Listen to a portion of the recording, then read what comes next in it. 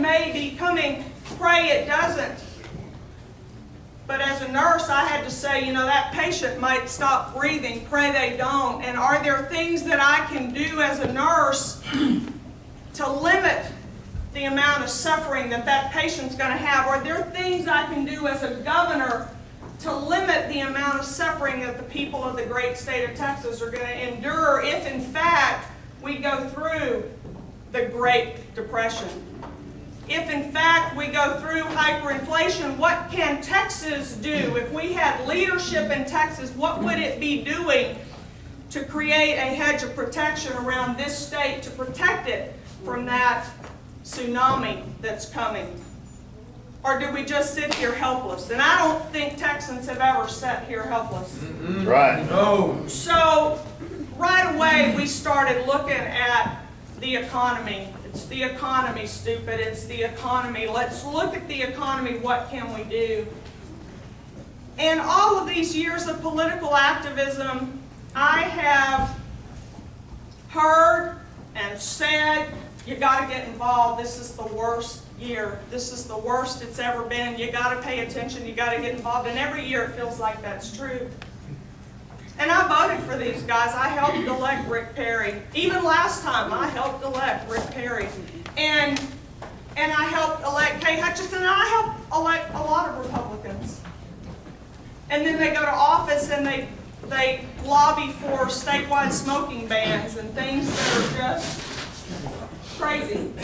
And I wonder, would we recognize a policy that protects freedom versus one that destroys it? If it stood up and slapped us in the face, would we know the difference? Can we recognize that? And it has caused me to ask, what is the difference? I think as you look back over all of history, you will see in those nations that were most free and most prosperous, two things: private property ownership and gun ownership. Those two things are essential elements.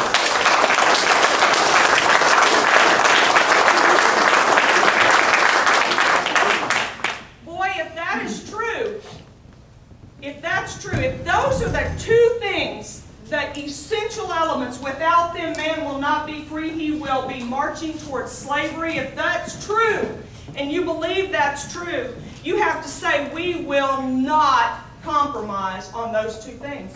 We won't give them up. We won't compromise no matter how great the cost. We're going to protect them. And then you've got to say, well, if that's true, then Texas cannot have a property tax. We cannot have it. We don't own our land.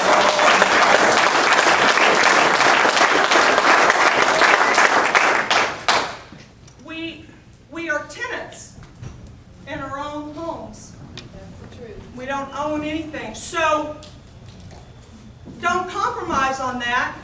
That means we're going to get private property ownership back, and we're going to find another way to raise the money to fill that pothole. We're going to find another way to raise the money to hire that extra police officer or build that new wing on the local school. But if we understand that the essential elements of freedom are private property ownership and gun ownership, then you don't give them up no matter what it costs. You find another way. Now, lucky for me, the Texas Public Policy Foundation, and for us, really, lucky for Texas, the Texas Public Policy Foundation has been saying for years, get rid of property tax in Texas. But people were afraid to do it because we didn't have numbers. We didn't have substantive numbers. Texas Public Policy Foundation did a study. They released it in April of this year. It's linked on our website. It says you can replace every property tax dollar in this state with sales tax dollars. And if you do that, Texas, if you eliminate property tax and you replace it with a sales tax, it doesn't matter how you structure that sales tax. You got a pile of money that's sales tax money, you got a pile of money that's property tax money, put it all together and get that same pile of money through a sales tax. Tax milk at $600,000 a gallon, or tax everything, it doesn't matter. Get sales tax, get that pile of money. Net personal income in this state goes up $3 billion in the first year.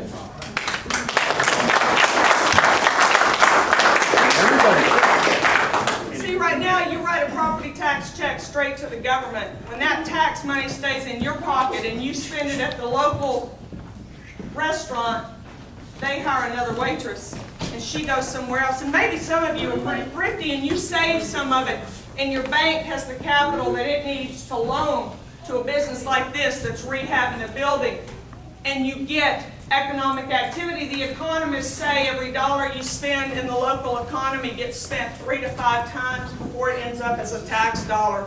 So you take that property tax money and you let it be spent in the local economy. You take your sales tax a little bit at the time off of that, and you end up with a $3 billion increase the first year. It also says, does anybody notice we have a 30-year all-time high unemployment rate in Texas? Yeah. You've seen that? That study says that while Texas has a very favorable business climate, that is only true if you are not a capital-intense business. You got a capital-intense business, then the property taxes keep you away from this state if you can stay away. So you get rid of property tax, and now you've created a magnet for those businesses to get here, because we've already got a favorable system, and now we've made it more favorable because there's no property tax. You want to come do business in Texas, you come on. We got lots of empty land in Texas. We'd love to have your business here. We'll add over 150,000 new jobs to the Texas economy just by getting rid of property tax. So I'm thinking, let's see, we secured our property, we added $3 billion in net personal income, and we added 150,000 jobs to the economy. Is there any reason why that legislation isn't being drafted today so that on January the 3rd, 4th, or 5th it's on the governor's desk ready for a signature? Because I'm thinking it's pretty much a no-brainer, right? We need to get rid of property tax in Texas.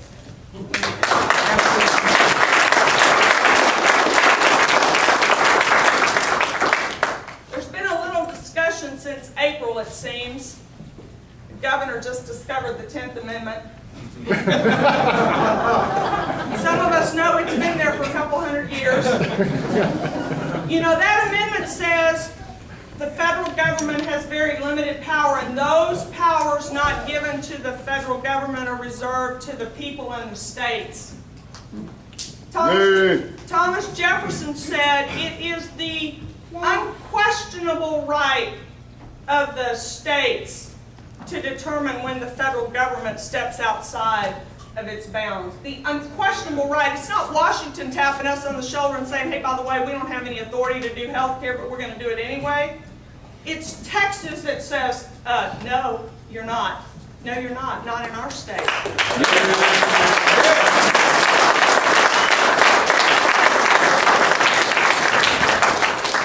Jefferson said, it's the unquestionable right of the state to determine when the federal government steps outside of the Constitution, and the rightful remedy is nullification and interposition.